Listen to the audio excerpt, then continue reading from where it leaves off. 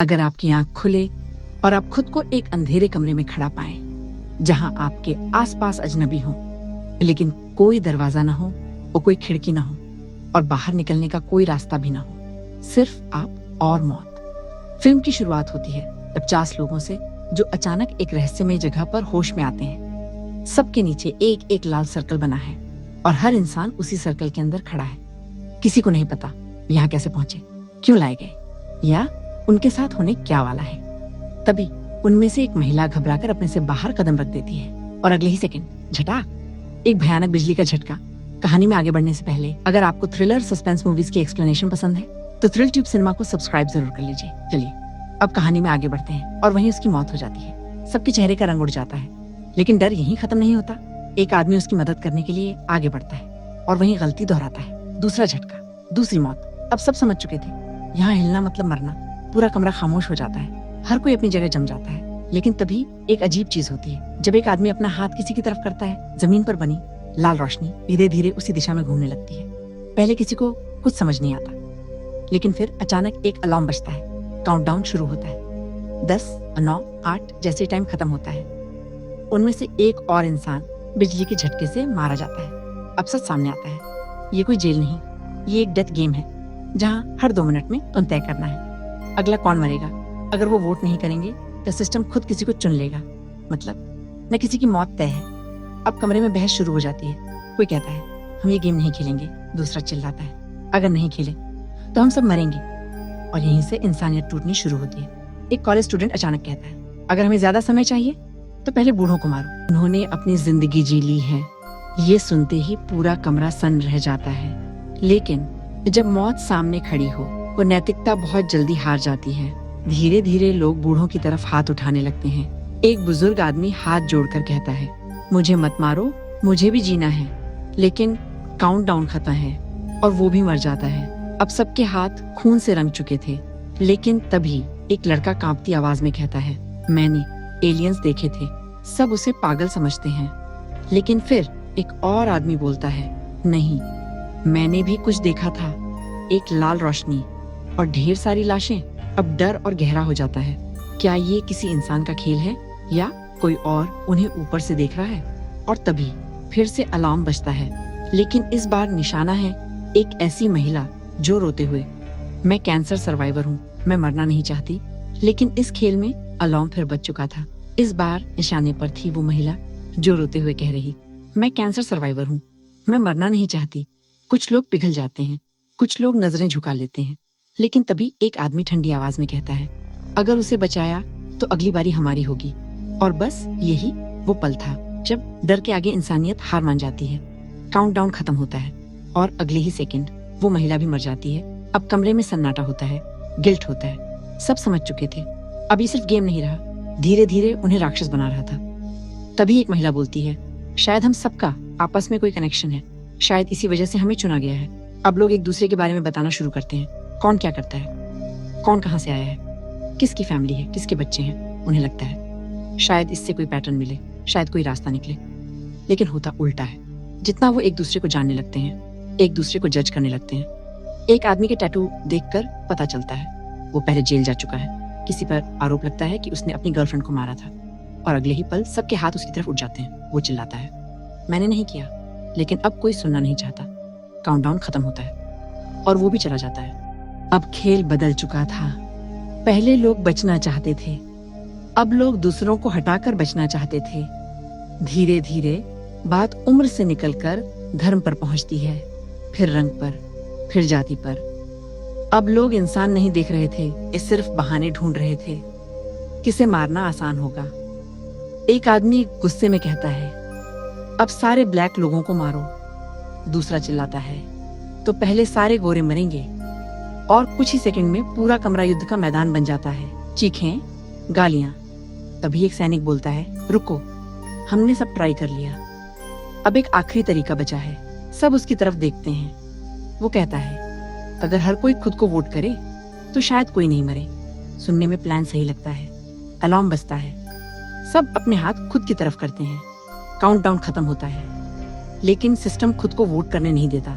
और फिर भी एक आदमी मर जाता है। ये जगह उनसे ज्यादा चालाक थी।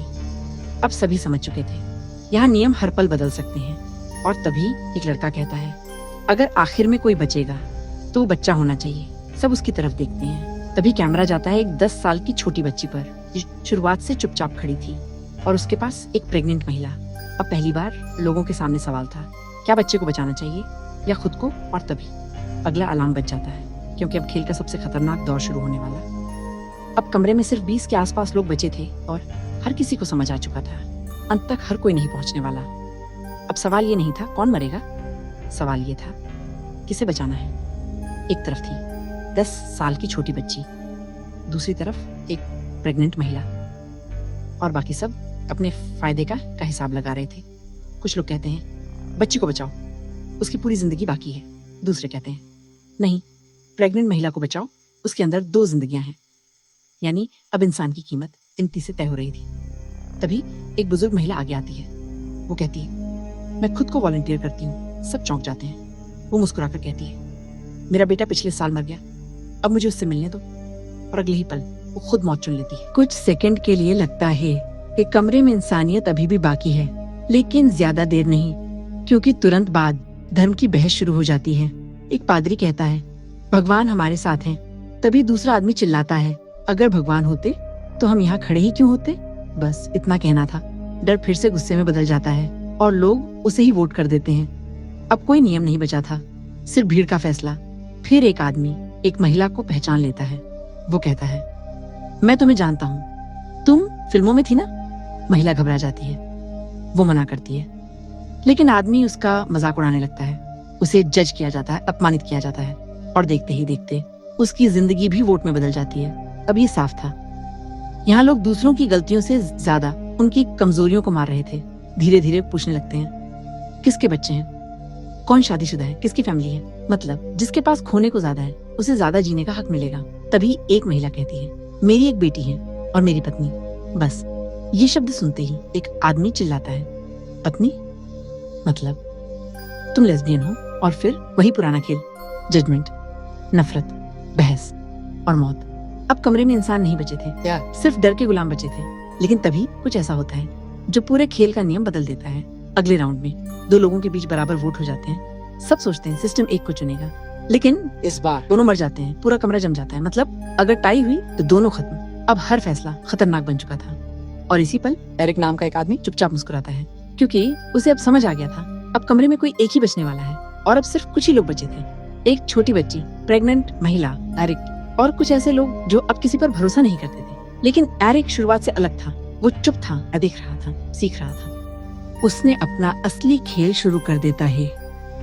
वो बाकी लोगों को समझाता है, अगर हमें बच्ची और प्रेग्नेंट महिला को बचाना है तो हमें एक दूसरे पर भरोसा करना होगा। सब उसकी बात मान लेते हैं, क्योंकि अब उन्हें एक लीडर चाहिए था। लेकिन एरिक को लीडर नहीं बनना था, उसे तो सिर्फ जिंदा बचना था। अगले कुछ राउंड में वो लोगों को एक दूसरे के खिलाफ करता है, किसी को शक दिलाता है, किसी को भड़काता है, और धीरे धीरे बाकी सब मरने लगते हैं। अब आखिर में सिर्फ 3 लोग बचे हैं, एरिक, प्रेग्नेंट और 10 साल की बच्ची। पूरा कमरा खामोश है। अगला वोट आखिरी वोट है। महिला रोने लगती है, क्योंकि अगर वो वोट करती है तो उसे अपनी बच्ची को मारना पड़ेगा, और अगर बच्ची को बचाती है तो खुद मर जाएगी। तभी एरिक उसकी तरफ देखकर कहता है, एक तरीका है, जैसे ही काउंटडाउन खत्म हो, तुम और बच्ची अपने सर्कल से बाहर निकल जाना। तुम दोनों मर जाओगी और मैं जीत जाऊंगा। महिला उसे देखती है, उसे लगता है शायद एरिक सच में मदद करना चाहे, और वो मान जाती है। काउंटडाउन शुरू होता है। 10, 9। अपनी बच्ची का हाथ पकड़ती है। दोनों रो रही हैं। 3, दोनों सर्कल से बाहर कदम रखती हैं। लेकिन उसी पल अपना हाथ उठाता है और प्रेग्नेंट महिला को वोट कर देता है। छटाक, एक ही पल में महिला और उसके पेट में पल रहा बच्चा मर जाते हैं। अब सिर्फ एरिक बचा था। उसके चेहरे पर हल्की मुस्कान आती है। उसे लगता है वो जीत गया। लेकिन तभी ये फिर से अलार्म बजता है। एरिक का चेहरा उतर जाता है। क्या? अब कौन बचा है? तभी सिस्टम दिखाता है एक आखिरी कंटेस्टेंट। वो कोई और नहीं, महिला का अनबॉर्न बेबी था। मतलब उसने अभी तक खेल खत्म ही नहीं किया था। अब एरिक के सामने आखिरी फैसला था, उसे उस बच्चे को भी मारना होगा। कुछ सेकंड वो हिचकता है, लेकिन सिर्फ कुछ सेकंड। फिर वो वोट कर देता है और उसी पल जीत जाता है, या उसे ऐसा लगता है, क्योंकि अगले ही सेकंड वो बेहोश हो जाता है। जब उसकी आंख खुलती है वो बाहर होता है, पृथ्वी पर। लेकिन आसमान में विशाल एलियन स्पेसशिप उड़ रहे हैं। अब सच सामने है। ये पूरा खेल एलियंस का टेस्ट था, एक ऐसा टेस्ट जिसमें इंसानों से पूछा, अगर तुम्हें जीने के लिए दूसरों को मारना पड़े तो तुम कितनी दूर जाओगे? और एरिक ने जवाब दे दिया था। वो जिंदा बच गया, लेकिन इंसान नहीं बचा। फिल्म यहीं खत्म होती है और पीछे छोड़ जाती है एक सवाल, अगर आप एरिक की जगह होते क्या अलग करते, या आप भी आखिरी वोट कर देते? आशा है एक्सप्लेनेशन आपको पसंद आई होगी। प्लीज वीडियो को लाइक करना मत भूलिएगा और थ्रिल ट्यूब सिनेमा को सब्सक्राइब करके सपोर्ट करते रहिए। मिलते हैं अगले वीडियो में, तब तक के लिए शुक्रिया।